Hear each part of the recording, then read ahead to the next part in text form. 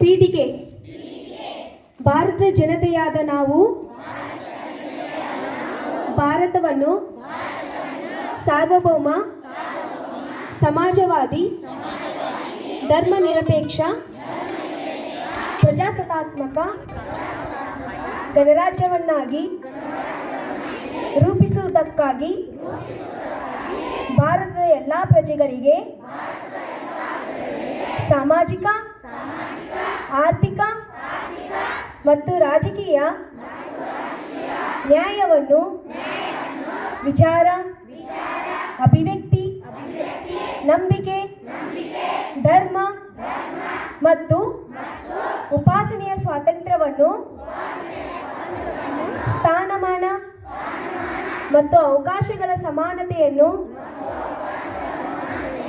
ದೊರೆಯುವಂತೆ ಮಾಡುವುದಕ್ಕಾಗಿ ವ್ಯಕ್ತಿ ಗೌರವ, ದೇಶದ ಏಕತೆ ಮತ್ತು ಸಮಗ್ರತೆಗಾಗಿ ಎಲ್ಲರಲ್ಲಿ ಭ್ರಾತೃತ್ವ ಭಾವನೆಯನ್ನು ಮೂಡಿಸುವುದಕ್ಕಾಗಿ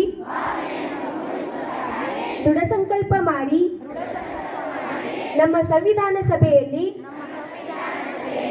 1949ನೇ